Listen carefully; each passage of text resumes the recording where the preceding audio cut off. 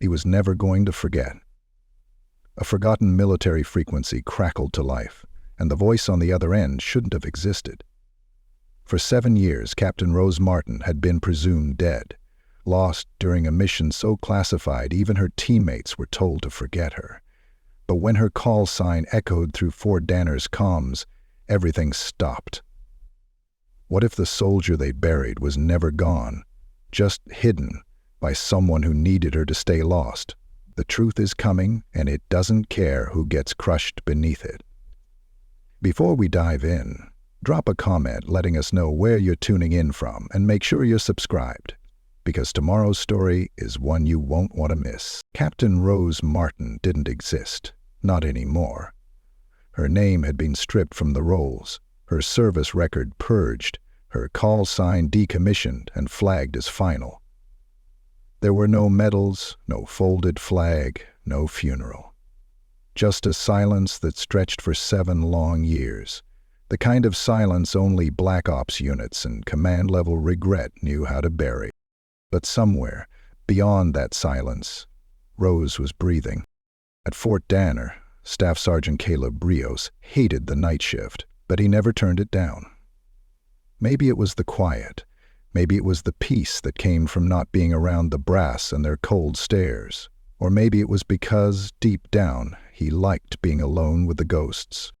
He was sitting alone in Com Bay 2, sipping on reheated gas station coffee that tasted like burnt rubber and hopeless ambition. The hum of old equipment buzzed in his ears like white noise. Most of it was automated now. Drones monitored the perimeters. Satellites fed encrypted updates into hard drives he wasn't even cleared to open. He wasn't really needed, not for anything official. But Caleb kept coming back, because every few months, just barely above the digital noise floor, he heard it. Not at first, just faint clicks, irregular pulses, like someone tapping the side of a metal can underwater. The kind of thing no one else noticed. The kind of thing everyone dismissed as solar interference, algorithmic feedback, or, his favorite, lingering system drift. But Caleb knew drift. And this wasn't drift. It was patterned. It was deliberate. And it came through the same narrowband encrypted channel every single time, R6E6. The Echo 6. Rose Martin's call sign. He leaned back in his chair, pushing his headset down around his neck, and stared at the blinking lights across the console. He hadn't told anyone. Not yet. Not because he was scared, but because deep down, the idea of it being real, well, that was scarier than it being nothing. The Army doesn't bring people back. The Army moves on.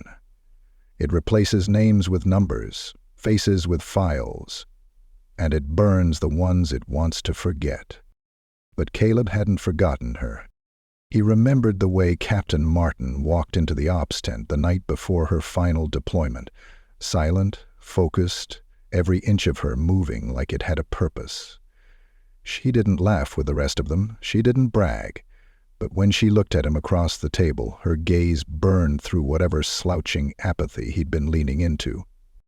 "Keep the line open," she had told him. Always. That was the last thing she ever said to him. Now, 7 years later, something flickered on the upper right monitor. Turning. Gridlocked. 5 minutes, over. Caleb froze. The mug slipped from his hand and shattered across the cement floor. Coffee spread in a dark stain that bled toward his boots. But he didn't move. He didn't breathe. He rolled his chair back to the console, fingers trembling as he pulled the waveform recording into replay. The signal was encrypted, military-grade but legacy code, old hardware, stuff no one used anymore because no one was supposed to. But the system still knew the voice. The system didn't forget. In green letters across the top of the monitor, the call sign glowed, like a ghost surfacing from a grave. Echo 6, active. He yanked the headset back on and ran the loop again. The voice was distorted, frayed at the edges like a cassette tape left out in the sun, but the cadence was unmistakable. Her voice was tired, lower maybe, but the bones of it, the sharp control, the clipped phrasing. It was her. Echo 6 returning. Grid locked. 5 minutes. Over. Caleb slammed the emergency alert button. It pulsed red. Across the base, protocols kicked into gear. Lights flickered on.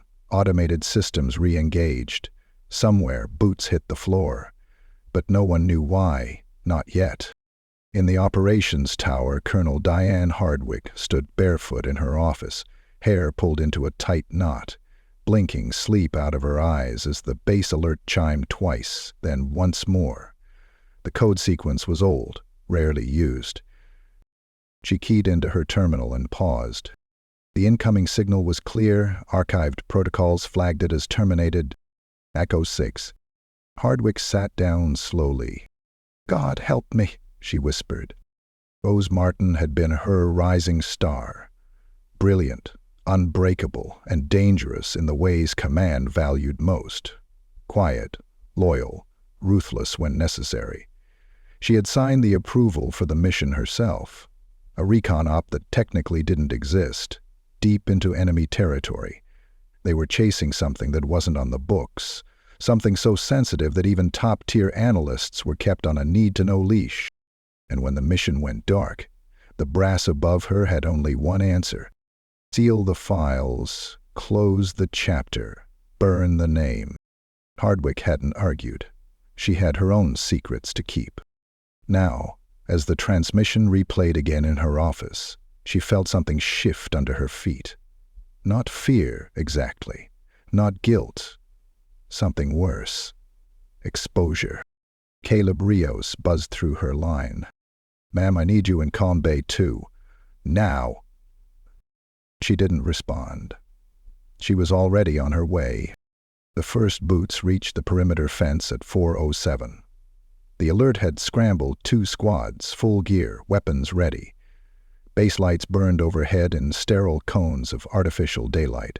Security drones spun in wide arcs. And then someone shouted, "We've got a visual!" Down the main access road, beyond the second checkpoint, a figure approached, walking steady, a pack on their back, and wearing a uniform that hadn't been issued in years. The corporal nearest the gate froze. "Holy shit," he muttered. "That's..." The figure stepped into the light.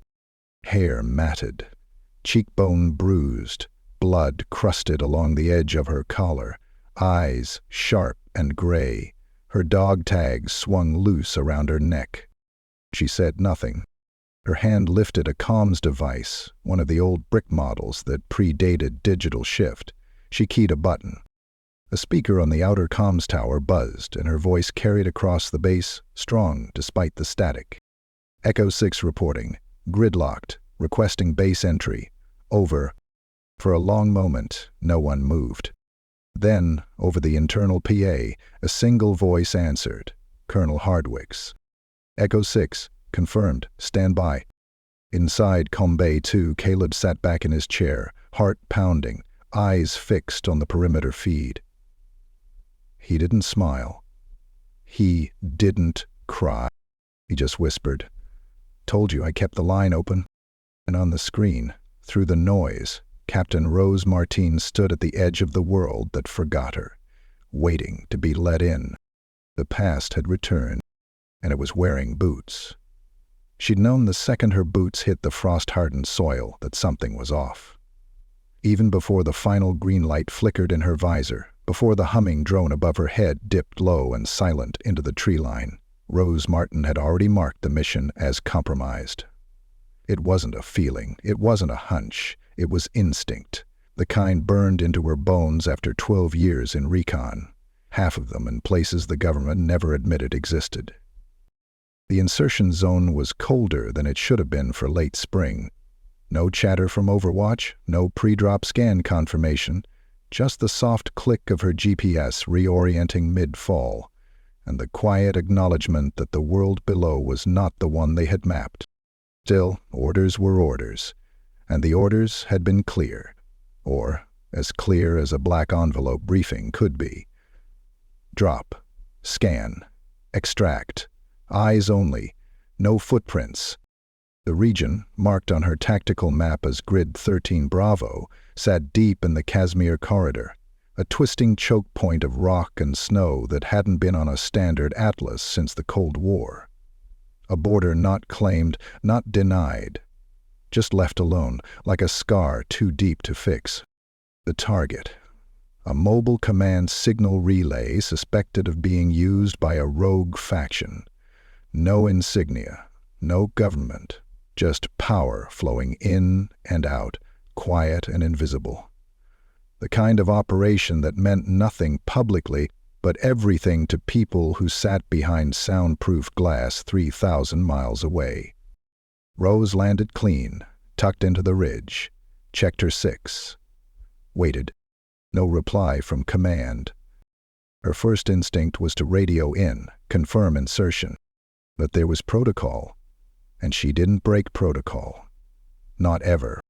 She moved forward, light on her feet, breathing controlled, the weight of her pack balanced evenly across her back. A whisper in the trees followed her. Wind, maybe. Or something worse. The deeper she moved into Grid 13 Bravo, the more the world around her shifted. Patterns were off. Trees grew in rows that didn't match natural formation. The snow, where it settled, had unnatural melt lines, rectangular shadows beneath the surface, power sources, structures. She knew recon well enough to feel it when she was walking through an illusion. By hour 6, she reached the signal tower. Smaller than expected, camouflaged to look like an abandoned weather station, its antenna barely visible under the false snow netting. Rose knelt, pulled her scanning tool from the side pouch of her vest, and angled it toward the base. The readings pulsed in the red. Military-grade encryption, power output beyond anything handheld. Definitely not rogue militia. She pressed her comms button. Echo 6, site located, confirm grid, confirm orders. Silence. She tried again. No static. No bounce back. Just absence. Her hand hovered over the kill code sequence on her pad. It wasn't unusual to lose signal in these zones. But she always had a fallback line. Always. She stood, eyes narrowing, and slowly turned back toward the ridge. That's when she saw the smoke. A thin, deliberate trail rising in the distance. Not from any known extraction point. Controlled burn. Likely thermite. Meant to destroy something quickly. Tactical. Her drone was gone. Probably torched mid-valley. And she was officially alone. She dug in. Regrouped. Spent the next 72 hours sweeping the outer perimeter, avoiding detection, counting patterns in the guard rotations she hadn't been told would be there. Because there were guards. Men in unmarked fatigues, no insignias, moving with the precision of contractors, or worse, ghost units. They weren't protecting a rogue op. They were cleaning it. That's when Rose knew the mission wasn't about discovery. It was about erasure, and she was the final witness. By day 4, her food rations ran out. Her secondary water supply was compromised. At night, the cold bit through her thermal gear and left her joints screaming. She rationed sleep in 90-minute intervals, never in the same place twice. And then came the dogs. Not the barking kind. The silent, scent-tracking hounds used by high-grade private units, the ones trained to maul first, question later. She saw them once. 3 silhouettes against the snow, trotting side by side near the edge of her last trail. Their handler had a long gun, not standard issue. She vanished, deeper into the ridge. Somewhere in her mind the date stopped mattering. She marked time by the length of her beard stubble, the wear on her boots, the steady ticking of her wrist compass. She mapped caves, ate bark, dug into old border stations left over from forgotten wars. One day, weeks in, she found a downed Soviet-era drone half buried in ice. She stripped its internals, jury-rigged its battery, and used its long-range antennae to build a makeshift comms booster. It couldn't broadcast far, but it could listen. And it listened. For years. Those became a phantom in the hills. She was spotted only once, a grainy thermal blur picked up by a surveillance drone that was dismissed by command as wildlife interference. No one came looking, no one sent word. Because back home she wasn't missing. She was dead. At Fort Danner, they held no ceremony, no flag, just a sealed report and a single item sent to the wall of the fallen. Her unit patch, torn and singed, delivered by a drone that returned without footage or confirmation. Colonel Hardwick signed the death file. Major McCrae handled the suppression order. Lieutenant Travers filed his reassignment papers and never spoke of Grid 13 Bravo again. And the one person who kept asking questions, Staff Sergeant Caleb Rios, was rotated to Midnight Comms within 3 months. The files were sealed, the access codes changed, and Captain Rose Martin became a name they whispered only once, and never again. But somewhere, deep in the mountains where no maps ran true, a soldier kept walking, kept listening, kept surviving. Until one night, after years of silence, her homemade receiver clicked once, then twice, then a whisper of static that didn't belong. She adjusted the dial, realigned the angle, and for the first time in over 2,000 nights she heard the beat of an open channel on a frequency that had long since been wiped from official use. And then she spoke, not loudly, not with emotion, but steady, just clear. Echo 6 returning, gridlocked, ETA 5, over. And when she opened her eyes the next morning, she started walking, not away from the ghosts, but toward them. Caleb Rios had always known something was wrong with the story they told about Captain Rose Martin. He remembered standing in the back of the briefing room the day they declassified her death, or rather, announced it. There wasn't a single photograph on the wall, no folded flag ceremony, no final words from her team, just a line item in a locked folder. K.I. Unrecoverable due to terrain and operational compromise. The folder never left McCrae's hand, and no one asked questions, not out loud. Caleb did, once. He'd cornered Travers in the armory 2 days after the announcement. Asked him straight out, "Did you see her go down?" Sam Travers hadn't looked him in the eye. He'd just muttered, "She's not coming back, Caleb. Let it go." But Caleb never could. Not because he believed in ghosts, not because he couldn't accept death, but because the silence felt manufactured, too clean, too easy. And he'd seen Martin work. She was the kind of soldier who made you forget the odds. She didn't just disappear. People like her only vanished when someone needed them to. After his transfer to Midnight Comms, Caleb fell into a rhythm. Nights were quiet. Too quiet. But he took comfort in the solitude. No one noticed how many logs he pulled. No one watched how often he ran diagnostic scans across defunct frequencies, ones buried in archived encryption protocols no longer in rotation. He justified it, if only to himself. He wasn't breaking protocol. He wasn't interfering. He was just keeping watch. And then came the pings. The first time, he thought it was a software glitch. The signal had no signature, just a ripple in the line, barely perceptible against the static hum. But it repeated. Same pattern, same timing. Every third Thursday for nearly 6 months. He logged it, marked it private. Encryption levels above his clearance prevented deeper trace, but he knew the sequence. The channel was old recon standard, the kind used by forward scouts operating deep black missions. It hadn't been used since the last known broadcast from Grid 13 Bravo, and that broadcast had come from Echo 6. Still, Caleb told no one. Who would believe him? Hardwick would shut it down, McCrae would bury the logs, and Travers looked like he hadn't slept in years.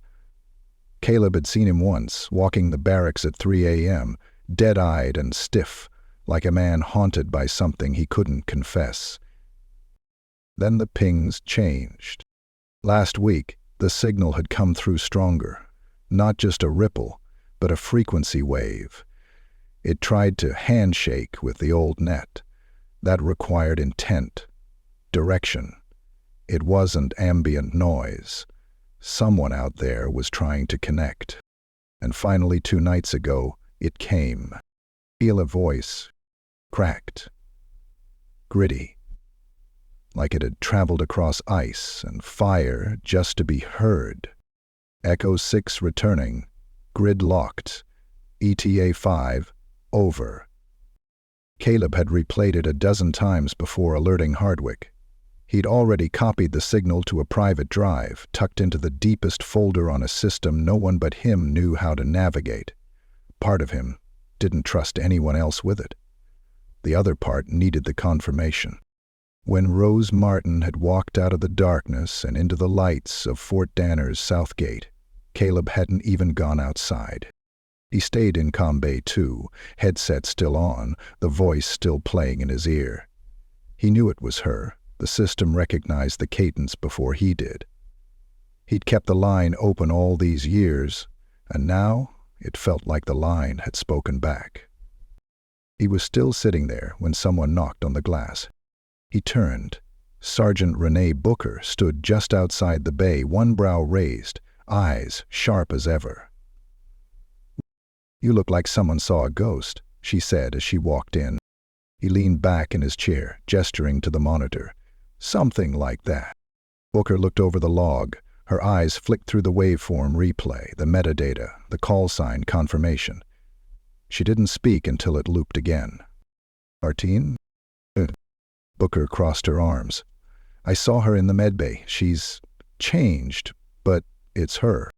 Caleb rubbed the back of his neck. "I never believed she was dead. Not really." Booker didn't argue. She'd served with Martin in recon school, shared months of training in the Nevada range where nights dropped below freezing and days scorched the bones. She remembered Martin as the only one who never complained. Not once. She moved like she was built for war and wired for silence. "They'll try to bury this," Booker said quietly. Caleb met her gaze. Not this time. Later that night, when the base settled again and the floodlights dimmed to half power, Caleb returned to his terminal. The main system had been scrubbed already, the logs erased, the signal flagged as classified return communication. Just like that, the last 7 years had become an open case, which meant someone high up wanted it contained. He reopened the private file and listened to her voice again. Slower this time, as if trying to catch the emotion in it. It was something in the way she said, "returning." Not like a soldier coming home, like a warning. Caleb leaned forward and pulled up the legacy access codes, the ones Martin had used to sync encrypted messages back during her deep recon ops. Most of them were long expired, but one key pinged open. A data stream populated. Wasn't large, barely half a meg. A compressed file titled simply Bravo 13 Eyes. He decrypted it. Inside were fragments of a mission log, incomplete, scattered. Parts were corrupted, clearly damaged, but the core of it was intact. Photos. Sound bites. A grainy video clip that showed a structure camouflaged as a weather tower, exactly the one Martin had described in the original mission brief. And in the background of the video, barely visible through the haze, was a man. His back to the camera, his face never shown, but Caleb recognized the patch on the sleeve. It was U.S. issue. That wasn't the part that made his stomach turn. The patch bore the initials of a unit that had been disbanded 6 years ago. Caleb sat still for a long moment. Then he heard footsteps outside the bay. Hard ones, measured, not a patrol. He clicked off the screen, shut the monitor, and slid the USB into his boot. The door opened before he could stand. Major McCrae stepped in, flanked by two base MPs. "Evening, Sergeant," McCrae said, voice cool. "We're conducting a review of last night's comms activity. Just need to ask a few questions." Caleb nodded slowly. "Of course, sir." He forced himself to breathe evenly as McCrae walked around the room, eyes brushing every monitor. "Tell me, Sergeant, when exactly did you pick up the signal?" Caleb held his gaze. "Right after someone tried to erase her for good." McCrae smiled thinly. Caleb knew in that moment that whatever Rose Martin had brought back with her, it wasn't just survival. It was truth. And someone was very afraid of it. Rose Martin stood beneath the unforgiving lights of Fort Danner's main gate, unmoving as rifles leveled toward her chest. She didn't flinch. She didn't raise her hands. She just stood there, a phantom draped in faded camo, her boots caked in frost, the shadows of mountains still clinging to her shoulders like they hadn't let go. Base security hesitated. The guards had been trained for intrusions, for unknowns, for every possible breach protocol. But not for this. Not for a soldier pronounced dead 7 years ago, calmly identifying herself with a deactivated call sign and a voice like gravel worn down by winter. Sergeant Renee Booker was the first to move. She pushed through the gathering cluster of MPs and trotted down the access road toward the woman she used to call friend. Rose didn't react until Booker got within 10 feet. Then, finally, a flicker of movement. "Exercise." Rose's head tilted just enough to acknowledge her. "Renee," she said, her voice steady but faint. Booker froze, breath caught halfway to a word. She hadn't heard that voice in years, not since their last recon briefing, not since the day the team vanished and the cover story was stapled shut with government-grade silence. "You're real," Booker said, barely above a whisper. Rose nodded. "As real as they ever let us be." The MPs behind her hadn't lowered their weapons. One of them glanced nervously toward the tower, waiting on orders. The other looked like he was trying to remember if ghosts could be armed. Colonel Hardwick's voice cut across the channel seconds later. "Stand down. All units, stand down. Let her through." Rose walked past them without a word. She didn't limp, didn't stagger, but there was a weariness to her gait that no discipline could mask. The weight of years lost, of memories stretched thin by cold nights and the endless repetition of survival. She was escorted to the base's medical wing under silence and side glances. The corridors felt different now. Shinier, newer, lined with faces she didn't recognize. Names didn't stick anymore. Uniforms all looked the same, but the corners of Fort Danner hadn't changed. She still knew which hallways creaked underfoot, where the air vents whistled too loud near the mess, where the concrete darkened just a shade more after a rain. They gave her a private room. No windows. Clean cot. One security camera above the door, tilted respectfully away from her face. Booker stayed nearby, standing just outside, arms folded tight across her chest, like they might hold her together. Inside, Rose stripped out of her gear slowly. Every movement was careful, deliberate. She removed the outer shell of her jacket, then the second layer, revealing patches of field-stitch fabric, scorch marks, and blood that had dried into the fibers so long ago it was part of the weave now. Her boots came off last. One heel was half melted. The sole was barely attached. She left the pack untouched. It sat near the wall, sagging under its own weight. No one dared open it. Dr. Miles Thatcher arrived 20 minutes later, clipboard tucked under one arm, flanked by 2 armed MPs who remained outside the room. He wasn't military, not technically. Civilian psychologist contracted for special debriefs, usually for POWs, high-stress evacuees, and ops-gone-wrong survivors.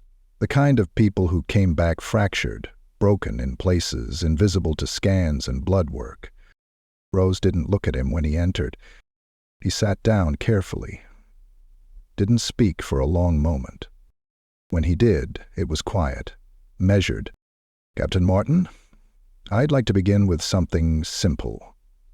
Your name, your rank, and the last date you remember before transmission." She looked at him, just once, and it wasn't a glare. It was calculation, measuring him, assessing.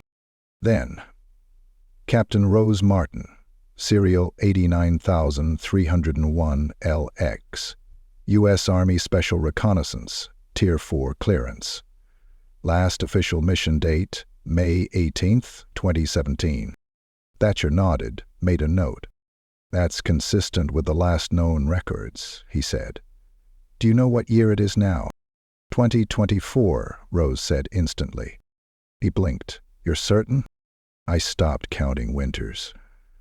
But time doesn't lose shape, not if you hold it tight enough." Another note. Thatcher's brow creased slightly, but he didn't press. Instead, he shifted gears. "There's a lot we need to understand.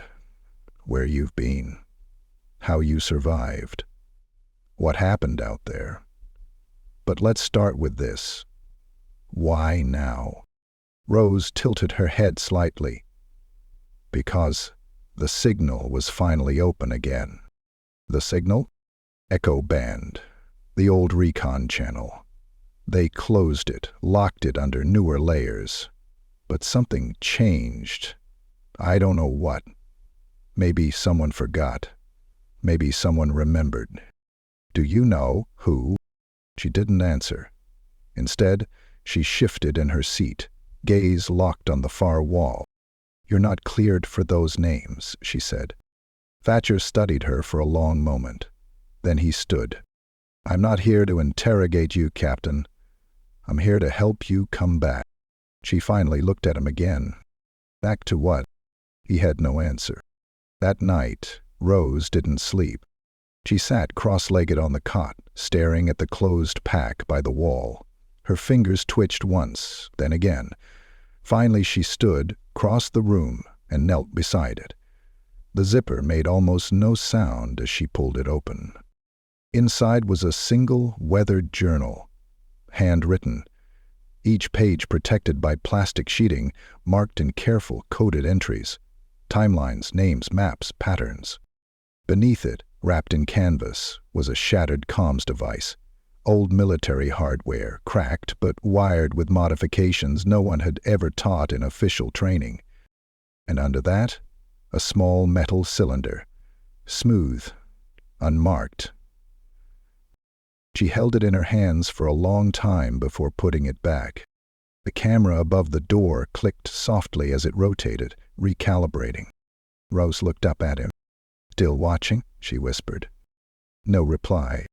The next morning, the base stirred like nothing had changed. Reveille blew at 600. Training rotations resumed. But beneath the surface, something had shifted. Word spread quietly, not in official briefings, in whispers, in sideways glances. They called her the Echo, like she was more myth than flesh. Travers didn't show up for his morning run. But Craig canceled 3 scheduled meetings and requested a secure line from off-site command. Caleb Rios sat in Combay 2, scanning frequencies he wasn't supposed to have access to, listening for anomalies in the digital dust. Booker stood by the perimeter fence at dusk, smoking a cigarette she hadn't touched in 5 years, eyes fixed on the tree line like she expected someone else to come walking out next. And in a sealed room behind reinforced concrete, Captain Rose Martin reviewed her notes. Her time away hadn't been about escape. It had been about remembering everything they tried to make her forget. She hadn't come home for comfort. She'd come home to finish what they started. 2 days after Rose Martin returned from the dead, Colonel Hardwick summoned her to the west wing of the operations building, a place most enlisted personnel never even glanced toward, let alone entered. It was early 4:30 and the corridors still smelled like industrial cleaner and old coffee. The kind of smell that never left command posts, no matter how many renovations the army approved. Hardwick waited alone in the secure conference room, hands folded in front of a closed manila file. The table was long, sterile, surrounded by 12 chairs, all empty except the 2 they would use. Rose entered without ceremony, boots echoing softly against the tile, posture perfectly upright despite the weight of everything she carried, physically and otherwise. Hardwick looked up. No pleasantries, just a nod. Sit. Rose sat. Hardwick pushed the file across the table. Tell me what you know that's not in here. Rose didn't reach for it. She didn't need to. Her eyes remained fixed on Hardwick's. You approved the op. You signed the order. But what you didn't do was write the insertion override code. That came from McCrae. Hardwick's jaw tightened. That's not in the report. Exactly. There was silence between them. Thick. Not hostile, but filled with the kind of truths that had teeth. Rose finally leaned forward. I was never meant to return from Grid 13 Bravo. You know that. Hardwick didn't blink. That's a serious accusation. It's not an accusation, Rose said quietly. It's a fact. I traced the signal blocks. Someone rerouted the relay post-in section, scrambled my ability to call back up, pulled drone overwatch from the grid, and then sent a second team in, not to extract me, but to scrub the area. That's conjecture. I have names, Rose said. I have logs. She reached into her jacket and slid a folded, water-warped notebook across the table. Hardwick hesitated before opening it. Inside, in handwriting sharper than expected for years in the wild, were coded timestamps, comm sequences, and, worse, file IDs that matched classified operations never publicly admitted. This isn't just about me, Rose continued. Grid 13 wasn't a recon zone. It was a signal laundering station, our own tech, running deep surveillance through neutral territories. No insignia, no chain of command. Hardwick scanned the page again, her face unreadable. You're saying McCrae built a private net? I'm saying McCrae inherited one. Rose leaned back. And someone above him knew. Maybe more than one someone. The colonel closed the notebook slowly. We don't touch this kind of thing lightly, Captain. You already touched it, Rose said. 7 years ago. You touched it, signed it, buried it. You're implying I helped bury you. Rose didn't respond right away, but her silence didn't mean hesitation. You didn't send the kill order. But you didn't stop it either. Hardwick looked tired for the first time in years. A slow breath left her lungs.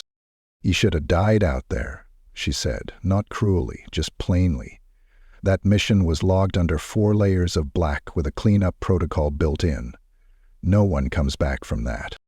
Well, Rose replied, someone just did. Hardwick stood. Walked to the far side of the room.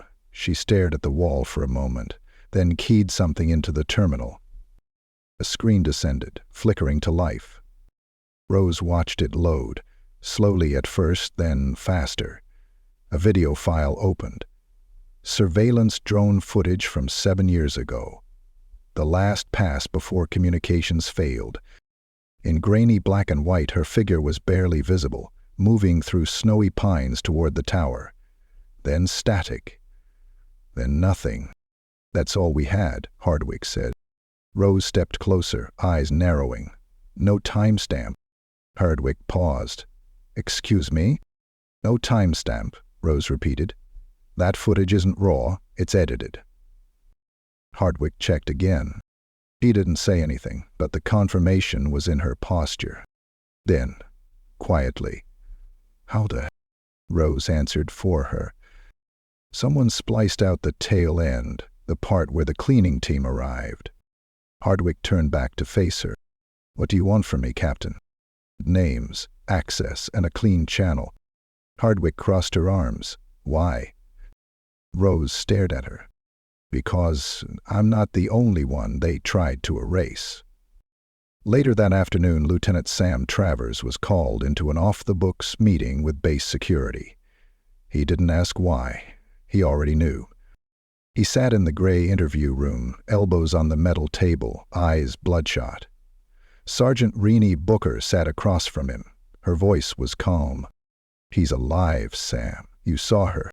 Travers nodded. "He walked in like a ghost," he murmured, "and I couldn't even say hello." Booker kept her tone level. "You were on comms with McCrae during the op, weren't you?" He hesitated. Then, yes. Booker waited. "Doge, Hale ordered me to cut the relay," Travers said quietly. "Said it was a test, that it would reroute and come back up. But it never did." Booker leaned forward. "Why didn't you say anything?" "Because the next day they told me she was dead, that the whole op was scrubbed, and if I asked questions, I'd never wear a uniform again." He laughed bitterly. "And the worst part is, I believed them. I let them bury her. I signed the damn file." Booker said nothing. In another part of the base, McCrae was already erasing his tracks. Files deleted. Logs cleared. An encrypted hard drive removed from his office and packed into a civilian case. He moved quickly, not panicked, just precise, as if this wasn't the first time he'd done it. He'd seen the pattern coming. The moment the alert came that Echo 6's call sign had reactivated, he'd known the cracks would spread. Too many loose ends. Too many years depending on silence. He was halfway to his vehicle when he saw Caleb Rios leaning against the gatepost. "You heading somewhere, sir?" Caleb asked casually. McCrae smiled tightly. "Just off base for a few hours." "Right," Caleb said. "Bit odd, though. You didn't file a movement request." McCrae's smile faltered. Before he could speak, 2 MPs stepped up behind him. "Sir, we'll need you to come with us." McCrae turned toward them. "On what grounds?" Caleb stepped forward, handing them a data stick. "Recovered logs from Combay 2, with metadata overlays, time-stamped orders, signal disruptions, and a personal directive to terminate an active recon op." McCrae's face changed. "You're making a mistake," he hissed. "You don't know what you're involved in." Caleb met his eyes without blinking. "You're right," he said, "but she does." As McCrae was led away, Rose Martin stood at the edge of the base's observation deck, wind in her hair, eyes locked on the horizon. She hadn't smiled since she got back. But that night, she did. Just a little. It started with a change in the air, subtle but unmistakable, the kind of shift you feel in your bones before it hits your ears. Rose Martin noticed it first. Walking down the main corridor toward the briefing room, she could feel the silence pressing in from the walls. Not the routine military quiet of early morning drills, but a weighted, expectant hush, like the entire base had inhaled and was waiting to see whether it could exhale again. Word had spread. McCrae was off the grid. Removed from his post under sealed investigation, escorted from the premises with nothing but the clothes on his back and a box of classified materials that never made it to their intended drop. Within hours, his security clearance was revoked, his access codes purged from every server, and his name marked for tribunal. Rose didn't celebrate. She stood at the edge of the war room table, watching the evidence being projected across the screens, code fragments, intercepted orders, redirected drone flight paths. All threads she had stitched together with aching hands and stubborn determination. Each file had a signature. Each deletion attempt had a fingerprint. McCrae hadn't acted alone. Lieutenant Sam Travers sat across from her, still pale, still hollow-eyed, but no longer running from the truth. His confession had cracked the shell. The intel Caleb pulled had smashed it open. Booker had taken it from there, weaving the operation through proper military channels, but never letting it fall into the bureaucratic swamp where so many things went to die. Colonel Hardwick entered the room, shoulders stiff, face unreadable. She looked at Rose, and this time there was no command in her eyes, only acknowledgement. "We've confirmed it," she said. "The cleaning order was authorized under McCrae's authority, but the funding for the operation came from outside the department." "Contractor?" Rose asked. "Private intelligence firm, off books, tied to an energy company that had drilling interests near the Kashmir corridor. They used us to clear the zone, under the cover of recon." "And I was the disposable asset," Rhodes said, her voice flat. Hardwick didn't flinch. "Yes." There was nothing more to be said. The tribunal date was set. A temporary JAG team was flown in under darkness, bypassing standard chains of command. It was clear someone up the ladder wanted this resolved quickly and quietly, but Rose wasn't about to let her story be folded away into another manila file. She demanded her right to testify. They tried to dissuade her. Cited security clearances, the fragility of classified information, potential political fallout. She didn't care. She showed up in uniform. Not a borrowed one. Not one hastily issued for optics, her original uniform. Patched, frayed at the shoulder, her name still visible above the heart. She walked into the courtroom like a soldier walking into the final phase of a mission. Not for revenge, for clarity, for truth. The tribunal panel sat behind a reinforced table, flanked by military advisors and civilian observers. McCrae sat across from them, flanked by counsel. He didn't look at Rose when she entered. He hadn't looked at her once since his arrest. She took the stand. They asked her to state her name, rank, and service history. She did. They asked her to confirm the date of her mission. She did. Then they asked her what happened. And she told them. She told them about the insertion, about the false signal, about the lack of response, the missing drone overwatch, the tower disguised as a weather station. She told them about the guards, who didn't speak any known dialect, the dogs trained to kill, the shadowy figures who combed the terrain looking for her heat signature.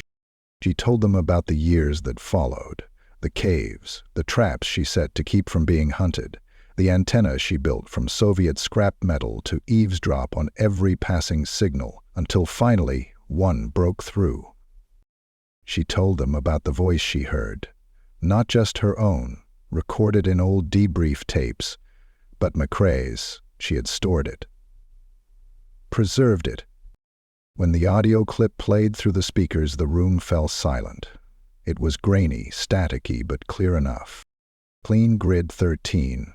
No retrieval. Confirmed termination sequence. She's burned. A single sentence. 7 years of silence undone in 6 words. McCrae shifted in his seat, but his face remained locked in that same blank expression. As if detachment might spare him from judgment. It didn't. The tribunal ended after 4 hours of testimony and 3 more of deliberation. They convicted him of unlawful command authority, falsification of mission reports, and obstruction of military justice. The recommendation? Dishonorable discharge, full forfeiture of pension, and federal trial under the War Powers Act. Wasn't enough for some, but for Rose it was a start. That evening, as the sun began to dip below the horizon, turning Fort Danner's walls to gold and shadow, she stood outside the barracks with Booker, Caleb, and Travers. Travers hadn't said much since the tribunal, but now he turned to her, eyes uncertain. "Why did you come back?" Rose looked at him. Really looked. "You still had a voice," she said, "even if it was buried under fear. I came back because you weren't the only one who could tell the truth, but you were the only one who needed to hear it first." He nodded once and said nothing more. Booker lit a cigarette and passed one to Rose, who declined. "What's next for you?" Booker asked. Rose glanced at the sky, watched a Black Hawk fly overhead toward the training range. Think? Arrest. Caleb chuckled softly. Rest? You? Really? Rose smiled faintly. Maybe not for long, but long enough. That night, alone in her quarters, she unpacked the last item from her pack. Not the comms gear, not the journal, a photo, 4 people, training day. Her, Booker, Travers, and an older man no longer living. They looked impossibly young. She pinned it above her bed. The base would move on, operations would resume, files would be updated. But something had shifted. There was a new weight to the air now, not the crushing silence of buried truth, but the lingering hum of something restored. Justice hadn't come easy. It never did. But it came. And for the first time in 7 years, Rose Martin slept through the night. The orders came through at dawn. Quiet, unceremonious, tucked into a plain envelope slid under her door. They weren't commands. Not this time. Just an invitation. Rose Martin stood alone in her barracks room, holding the envelope in one hand and her battered field journal in the other. The room was stripped down now. No extra gear, no surveillance. Just clean walls, clean floors, and a sunrise spilling amber light across her bedspread. For a moment she didn't move. She only listened. To the faint hum of the base waking up, to the cadence of boots outside, to the world still turning. It had been 2 weeks since the tribunal. McCrae was gone, transferred to a holding facility in Virginia, awaiting civilian trial. His name had vanished from every door, every system. His office now stood empty, files replaced by silence. The shadow that had lived over Fort Danner for 7 long years had finally lifted. But Rose wasn't celebrating. She was still adjusting to the feeling of being visible again, to walking through the base without glances thrown over shoulders or whispered disbelief in the halls. She was no longer the ghost in the doorway. She was flesh again, voice again, identity restored. Almost. The envelope contained 2 things: a formal commendation letter signed by the Secretary of the Army, and a pass, one-time use, non-transferable, clearance for a ceremony that had been rescheduled 5 times over the past 7 years, but never actually canceled. They had been waiting. By mid-morning, Booker met her outside the admin wing, dressed in her formal blues, hair neatly tied, ribbons tight across her chest. "You sure about this?" Booker asked. Rose nodded, tucking the pass into her breast pocket. "If I don't show up, someone else will rewrite it." Booker smiled. "Damn right." They walked together to the parade grounds where a small gathering had formed. Nothing huge, nothing flashy, just the people who had mattered. Travers, Caleb, Dr. Thatcher. Colonel Hardwick, now retired, stood with arms folded and eyes hidden behind sunglasses. At the front of the ceremony space, under a shaded canopy, stood a granite memorial wall, long and curved, polished to a mirror finish. Dozens of names etched in stone, sunlight catching each letter. One name had never been removed: Captain Rose Martin. Below it, presumed KIA, May 18, 2017. Rose stepped forward slowly.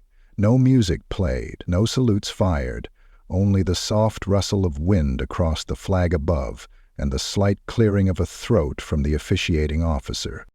He approached her with a tablet in hand in a tone of both respect and caution.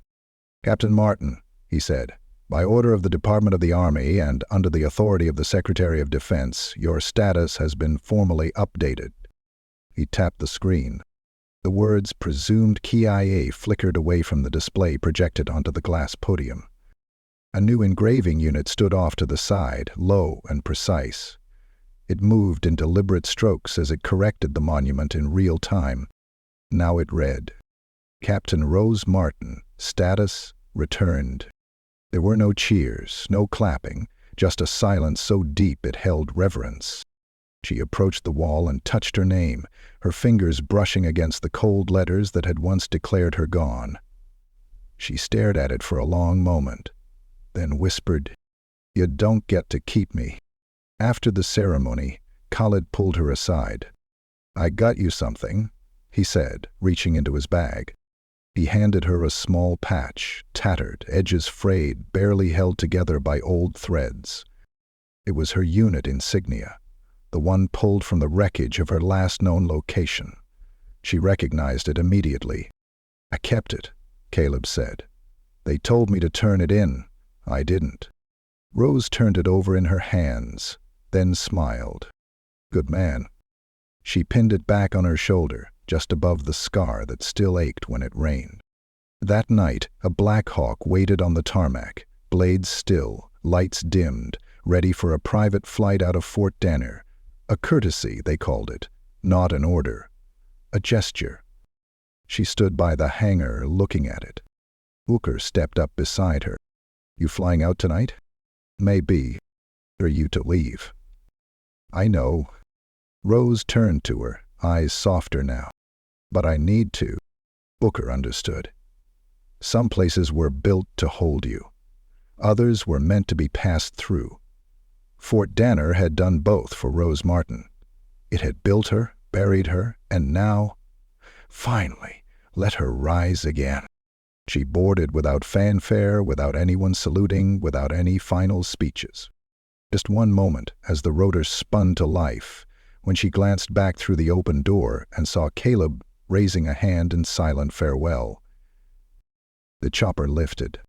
It rose into the night sky, carrying with it a woman who had refused to die, refused to be forgotten, and refused to let injustice be the last word written about her life.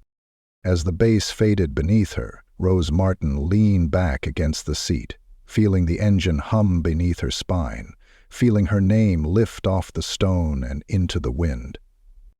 She didn't know what came next, but for the first time in a long time, she knew one thing. Whatever it was, she'd choose it. She closed her eyes and let herself breathe. Not just survive. Live.